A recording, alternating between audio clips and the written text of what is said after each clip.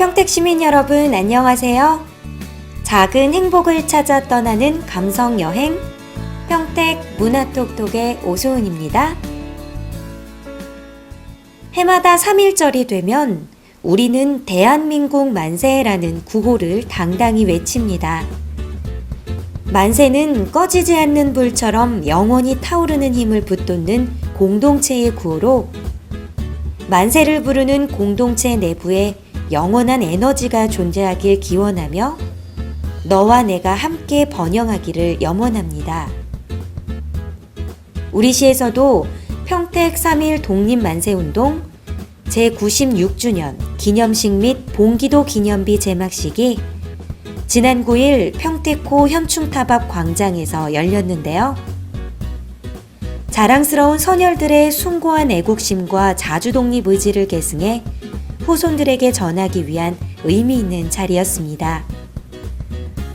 1919년 3월 9일부터 5월 10일까지 진행한 평택 3.1 독립만세운동에는 6천여 명의 주민이 참여했고 현재 평택호 관광단지 배수관문이 위치해 있는 현덕면 개도봉을 시작으로 15회가 넘는 치열한 만세운동을 펼쳤다고 합니다. 오늘날의 세상은 빵을 돈 되게 해야 한다고 강조합니다. 가능한 싼 값에 최대한 많은 돈을 벌어들이는 수단으로서 빵을 팔아치우는 곳을 성공한 빵집이라고 가르치죠. 하지만 글쓴이는 돈만을 목적으로 하는 빵집이 아닌 오히려 돈의 굴레에서 벗어날 수 있는 빵집을 만들기 위해 노력합니다. 그래서 선택한 것이 빵을 빵되게 하는 것이었는데요. 와타나베 이타루의 시골 빵집에서 자본론을 굽다. 세 번째 이야기 시작할게요. 빵으로 지역 순환 만들기. 엔데는 부패하지 않는 돈을 지적한 데 이어 목적과 용도에 따라 돈을 두 가지로 나눌 수 있다는 흥미로운 제안을 했다. 엔데는 돈을 사람들이 생활에서 사용하는 교환을 위한 돈, 자본으로서의 돈으로 나누었다. 그리고 전혀 다른 이 두 종류의 돈에 동일한 법정 통화가 사용되고 있기 때문에 경제와 삶이 혼란을 일으킨다고 지적하며 그렇다면 이 두 종류의 돈을 나누면 된다고 주장했다.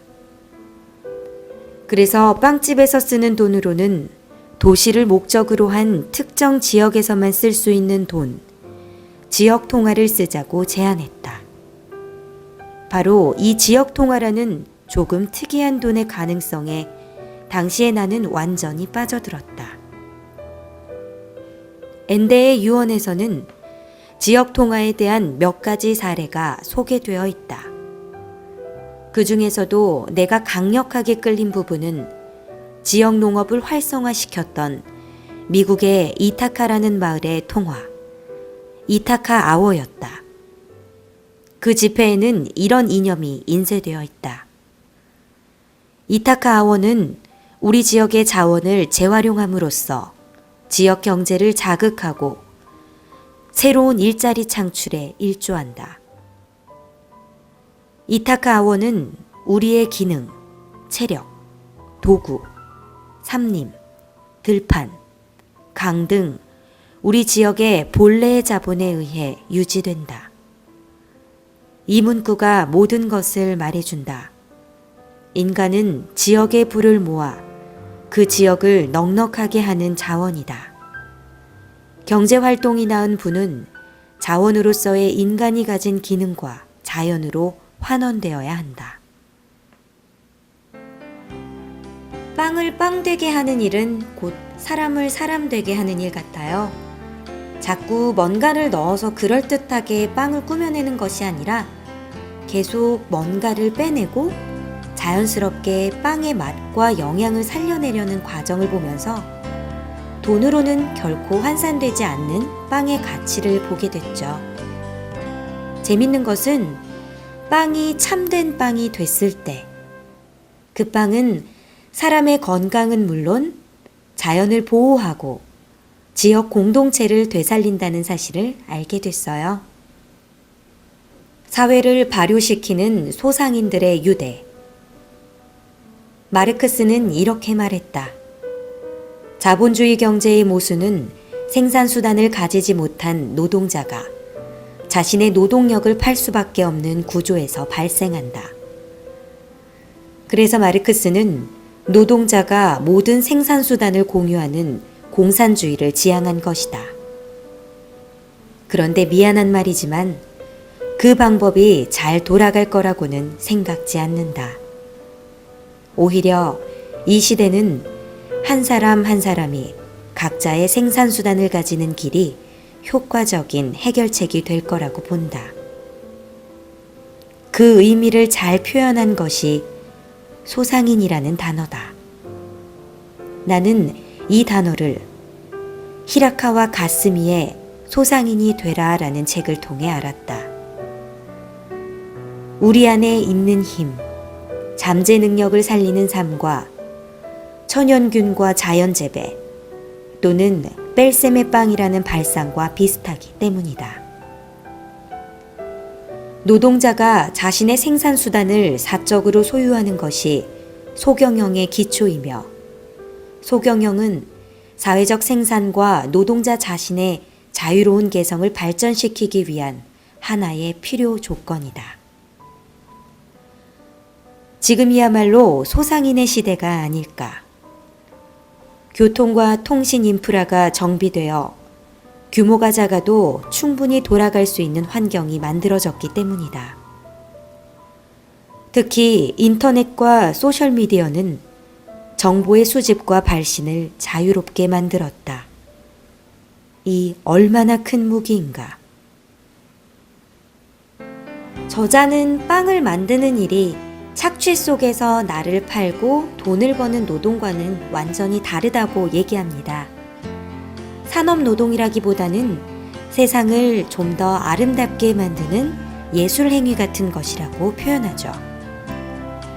그렇기 때문에 글쓴이는 치열한 자본의 전쟁터에서 빵과 사람, 자연과 지역을 구해내는 진정한 혁명가라고 볼 수 있어요. 초등학교 저학년들을 위한 영어 공부 방법에는 어떤 것들이 있을까요? 저는 개인적으로 아주 쉬운 영어책을 읽어 나가면서 나도 영어를 할 수 있다는 자신감을 키우는 것이 중요하다고 생각합니다. 흔히들 말하는 섀도우 리딩, 따라 읽기는 좋은 방법 중에 하나인데요. 자신이 발음을 할 수 있다는 것 자체만으로도 아이들은 큰 기쁨을 느끼면서 영어에 대한 관심을 키워나간다고 해요.